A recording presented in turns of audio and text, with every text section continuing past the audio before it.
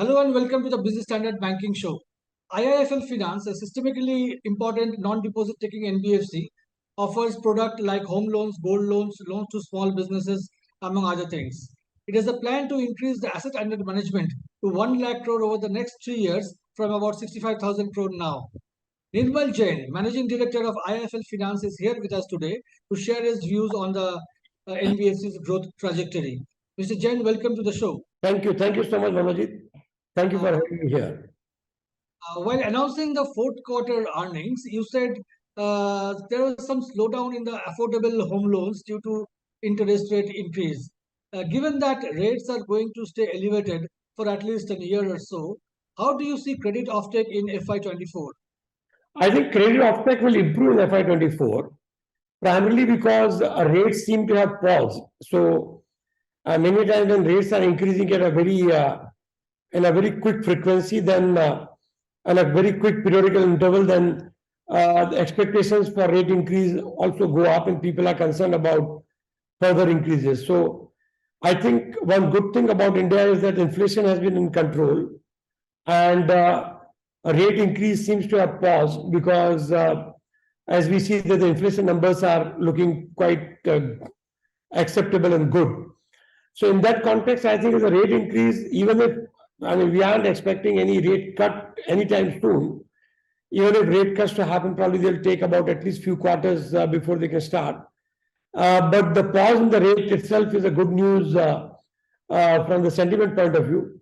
And also this is supported by faster growth in the economy. The accelerated growth in the economy, and you have seen the GDP number also. They're surprised on the positive and the upside, and we are ending the year with 7.2%. What is important to understand is the 7.2%, although it may be down from 9.1, but is significantly better. Okay, we are the fastest growing large economy in the world. And when the most of the global economies this year are going to face a significant slowdown, India has shown tremendous resilience and still a strong growth. So I think the global economy growth average around 2.4, which is down from say 3.1, and that also is a little higher because of averages include India. So in that context, I think the environment is positive. Even if, and also the liquidity again has become fairly benign.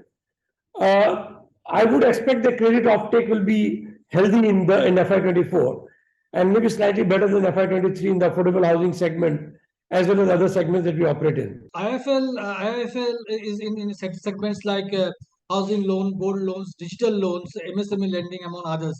Which are the segment you expect to perform better? I think all segments are doing well.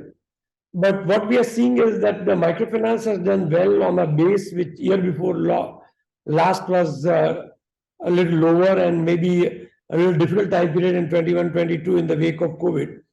MFI has recovered very well.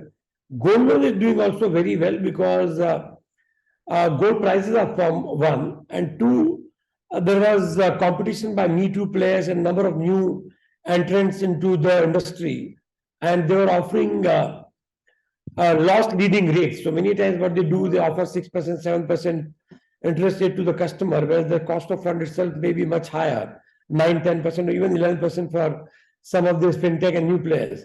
So they think that they can get the customer and then increase the rate, but it doesn't work like that. It looks like the industry, many new players have understood, and they are also wary of the fact that the new round of funding may not be so easy to allow more losses. So gold loan, I think, looks good. MFI looks good. Affordable home loan will be a steady growth that also will recover, maybe more so in the later part of the year. Digital loan again is showing tremendous promise and growth. There again, we have seen that the industry is consolidating because number of fintech players that jumped in on the back of many NBFCs or RBI, where they probably wanted to give FLDG. RBI has been very proactive and has come up with regulations which are fairly pragmatic as well as strict, and that will make sure that the industry, maybe the fraud basically clears up in the industry, and we'll see a very healthy growth. So I see that all four core businesses that we operate in have tremendous growth trajectory ahead, and all of them are looking good. In terms of relative seasonality or whatever, or the cyclical trend, I think gold and MFI are doing much better. In FY23, the total AUM growth of IIFL Finance was about 26%. Do you expect FY24 to be better than FY23?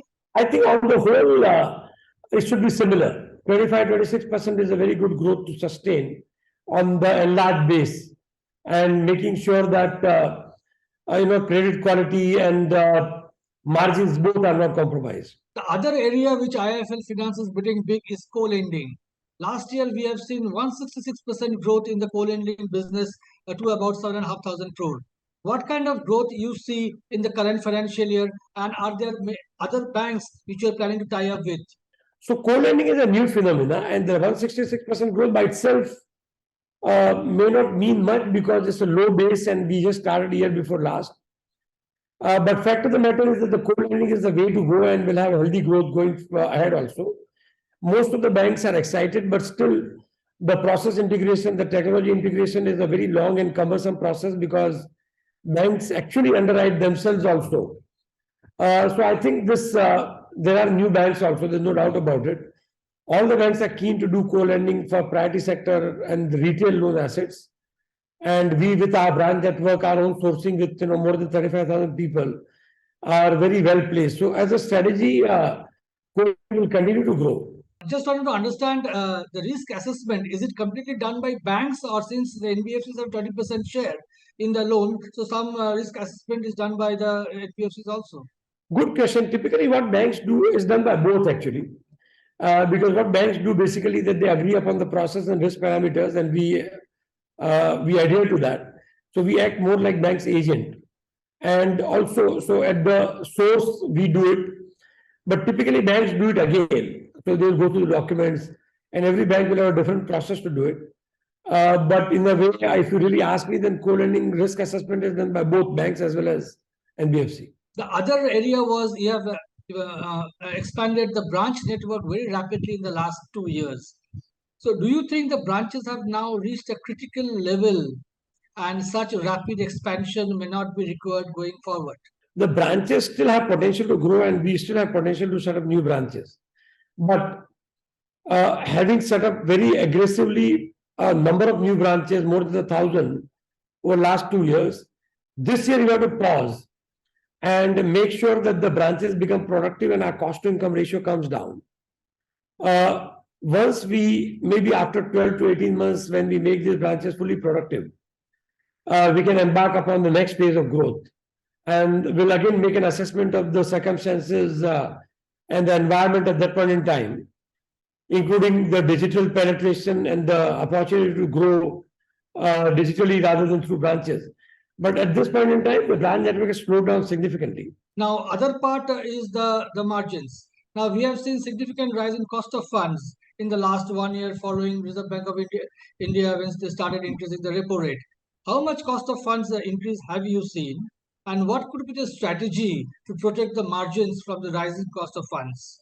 See, fortunately for us, cost of fund has gone up by a few basis points. Maybe going ahead also, we think 30-40 basis points is what our weighted average cost of fund may go up by. And 3-4 reasons for that. One is that we had a very high cost dollar bonds, $400 million, when we raised it, when the just COVID had started in 2020, February. So those high cost loans, because with the fully hedged cost was double digit, so that we are repaid fully. Two, many of our the loans and the NCDs are long term. So we don't need to basically replace the entire thing in a year because they have 3-year, 5-year maturity. So the incremental loan requirement is to that extent limited, which comes at a higher cost if the systemic interest cost has gone up. 3, in co-lending, we don't have to really worry about the funding because 80% goes to banks balancing. The co-lending rates are different than they are based on the quality of assets and the priority sector, retail assets and everything. Another thing which is very important is that given our track record in the last 5 years through the crisis of demonetization, DHFL and many other NBFCs that went bust, and the liquidity crisis and the COVID, we have performed well in terms of asset quality and growth. So that has improved our credibility and standing with banks and other lenders. So we are able to negotiate better rates. All these things put together, we have been able to contain the damage of interest rate increase significantly. So our actual cost increase is very, very low. You hope to protect the margins in FY24? We should be able to protect the margins in FY24 very easily. What are your thoughts on converting IIFL Finance into a bank, universal bank or a small finance bank? What kind of business model you are looking at? Honestly, at this point in time, we are not looking at that scenario. We are just want to grow and consolidate our business model as an NBFC for the time being.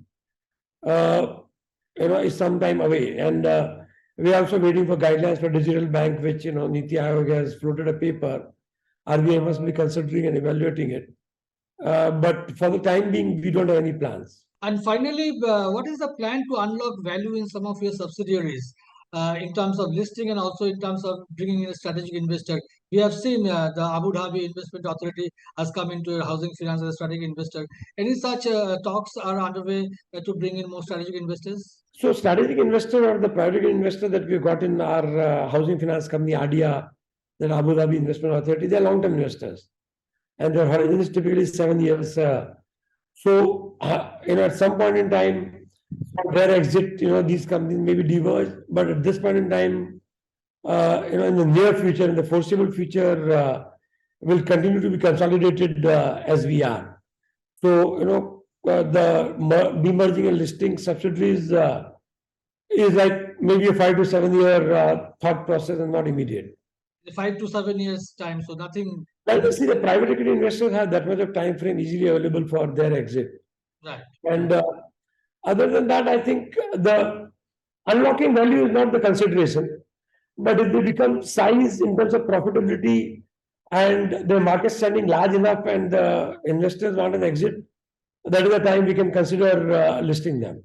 Mr. Jain, thank you very much for your time and thank you for speaking to Business Standard. Thank you. Very, very nice talking to you. Thank you so much.